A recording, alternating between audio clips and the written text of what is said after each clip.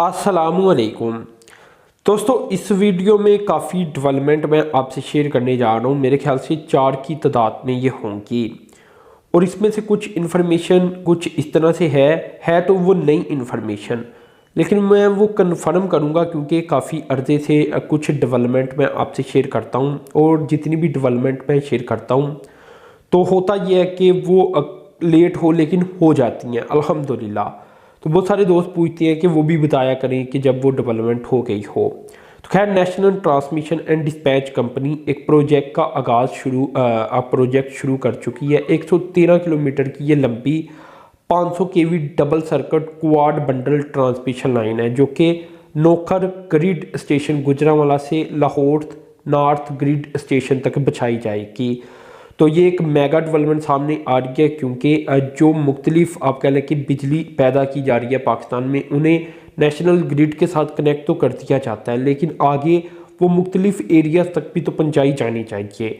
तो इसके लिए ये ओवरऑल काम किया जाने लगा है ताकि जो लेस्को और गैपको है यानी गुजरांवाला डिवीज़न और जो लाहौर डिवीज़न है, यहाँ के लोगों की जो ट्रांसमिशन लाइनें हैं वो मज़ीद बेहतर की जा सकें प्रोजेक्ट्स की, और जो बिजली की फ्राहमी है वो मज़ीद बेहतर हो जाए। अभी देखें होता क्या है कि आपने देखा होगा कि वोल्टेज की आपके घरों में कमी रहती है, तो वो असल में वोल्टेज पीछे से ही कम आ रही होती हैं। वो जो लाइनें बिछाई गई हैं ट्रांसमिशन की वो इस काबिल नहीं है कि वो ज़्यादा बिजली उसमें से गुजार सकें। तो इसी को लेकर ये डेवलपमेंट सामने आई है। 969 मेगावाट का जो नीलम झीलम हाइड्रो पावर प्रोजेक्ट है नेशनल ग्रिड के साथ कनेक्ट किया गया है। इसकी बिजली को भी इन्हीं जो नया प्रोजेक्ट अब बनाया जाने लगा है इसके साथ ही डिस्पर्स किया जाएगा, इसकी बिजली को यानी तकसीम कर दिया जाएगा।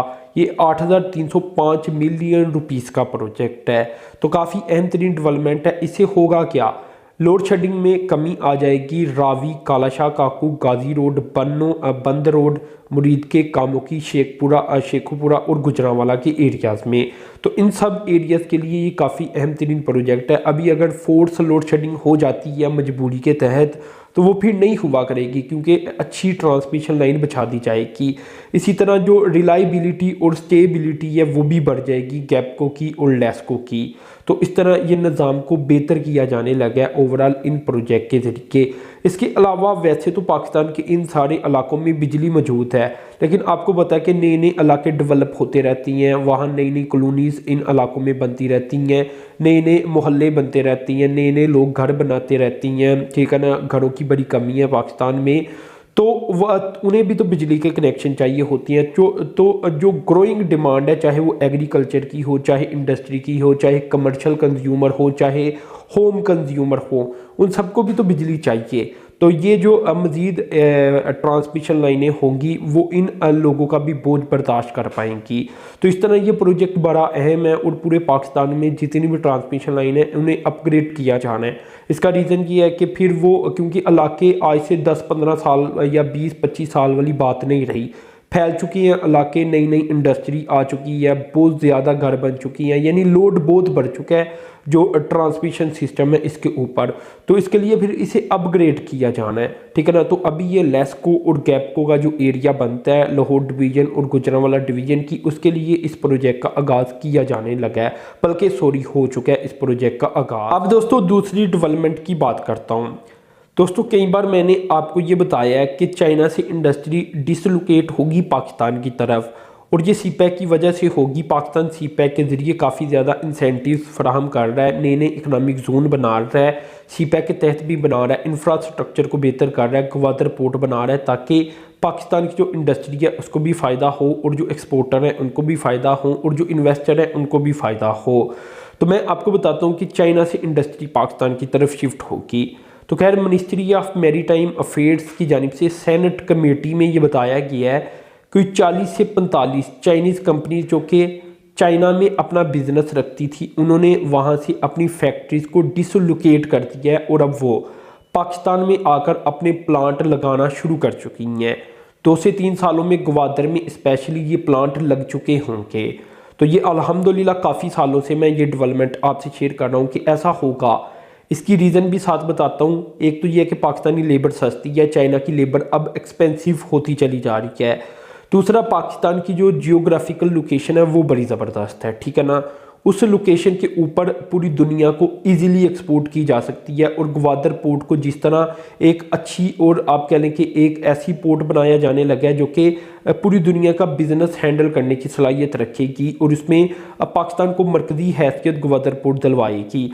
तो इस लिहाज से फिर यहाँ इन्वेस्टमेंट बनती है और वहाँ क्योंकि चाइनीज़ की गवर्नमेंट भी शामिल है, तो इस लिहाज से फिर चाइना की इन्वेस्टमेंट, चाइनीज़ जो कंपनीज अभी चाइना में बिजनेस करती हैं उन्होंने देखा है कि अगर हम पाकिस्तान की तरफ शिफ्ट हो जाती हैं तो हमारी जो कास्ट है वो मज़ीद कम हो जाएगी, लेबर सस्ती हो जाएगी, ग्वादर पोर्ट का भी हमें फ़ायदा होगा। तीसरा, पाकिस्तान की जो गवर्नमेंट है वो काफ़ी ज़्यादा इंसेंटिव फराहम कर रही है। अगर चाइना में इनके ऊपर टैक्सेस बहुत हैं तो वो पाकिस्तान में आकर कम हो जाएंगे क्योंकि पाकिस्तान में ये कंपनीज इन्वेस्टर के तौर पर आएंगी। तो इस लिहाज से फिर अब पाकिस्तान में ये कंपनीज अपने जो सिस्टम है, अपनी जो फैक्ट्रीज़ हैं उन्हें डिसलोकेट कर रही हैं चाइना से और पाकिस्तान की तरफ मूव हो रही हैं। तो सेनेट जो स्टैंडिंग कमेटी होती है वहाँ झूठ नहीं चलता, बाकायदा आप कह लें कि रिटर्न फॉर्म में भी बताया जाता है। तो 40 से 45 कंपनीज कन्फर्म हो चुकी हैं। तो अब दोस्तों खैर तीसरी डेवलपमेंट की तरफ चलता हूँ, ये काफ़ी अहम तरीन डेवलपमेंट मैंने आपसे शेयर करती। तो ये दोस्तों डेवलपमेंट डिजिटल ट्रांसफॉर्मेशन पाकिस्तान के मुतल्लक है। तो पाकिस्तान डिजिटली ट्रांसफॉर्म हो रहा है और ये गूगल की रिपोर्ट है। बताया जा रहा है कि 2030 तक पाकिस्तान को तकरीबन 60 अरब डॉलर या 9.60 ट्रिलियन रुपीज़ तक डिजिटल इकानमी जनरेट करना शुरू कर देगा, जो कि आज की हमारी जीडीपी का 19% बनता है। तो ये अहम तरीन डेवलपमेंट दोस्तों सामने आ रही है, गूगल की ये रिपोर्ट है। अब पाकिस्तान में इतनी तेज़ी के साथ ये ट्रांसफॉर्मेशन होने जा रही है तो इसके पीछे कुछ रीजंस भी बताई गई हैं, जैसा कि पाकिस्तान के पास जो 3 लाख IT प्रोफेशनल्स मौजूद हैं, 25,000 IT ग्रेजुएट एनुअली पाकिस्तान इस वक्त प्रोड्यूस कर रहा है। 2010 से लेकर अब तक कोई 700 जो टेक स्टार्टअप्स हैं वो पाकिस्तान में शुरू हो चुके हैं। टेक्नोलॉजी की जो एक्सपोर्ट है उसमें 15% पिछले साल की निस्बत इजाफा रिकॉर्ड किया गया है और ये 3.5 अरब डॉलर 2022 तक का टारगेट है हो जाएगी। इसके अलावा जो इंटरनेट की आप कह लें कि पेनिट्रेशन है वो काफ़ी तेज़ी के साथ बढ़ गया और 2021 में ये पाकिस्तान की पॉपुलेशन का 54% बन चुकी थी, 54%। तो इस तरह ये मालूमात सामने आई है कि पाकिस्तान बड़ी तेज़ी से ट्रांसफॉर्म हो रहा है डिजिटली। इसके अलावा गूगल की तरफ से भी पाकिस्तान में जो जॉब्स फराहम कर दी गई हैं ये 4,10,000 लोगों तक पहुंच चुकी हैं। यानी इतने लोग गूगल और इसकी प्रोडक्ट्स के ज़रिए पैसा कमा रही हैं। आपको पता है वेबसाइट के ज़रिए कमा रही होती हैं, जैसा कि ये यूट्यूब है, ये भी गूगल की प्रोडक्ट्स है। तो अगर मैं कुछ कमा रहा हूँ तो मुझे भी इसमें शामिल किया जा सकता है। तो ये दोस्तों ओवरऑल एक डेवलपमेंट सामने आई है और गूगल की ये एक रिपोर्ट सामने आई थी कि पाकिस्तान एक बड़ी जीडीपी या एक बड़ी इकानमी जनरेट करना शुरू कर देगा 2030 तक, जो इंटरनेट की इकानमी जिसे कहते हैं डिजिटली इकानमी, जैसे कि ऑनलाइन बिजनेस लोग करती हैं वो वाली इकानमी। खैर दोस्तों इतनी ज़्यादा डेवलपमेंट मैंने आपसे शेयर की, तो अपने चैनल को सब्सक्राइब कर देना, साथ में जो बेल के आइकॉन पर क्लिक कर देना। अब तक लिए इतनी था, अल्लाह हाफिज़।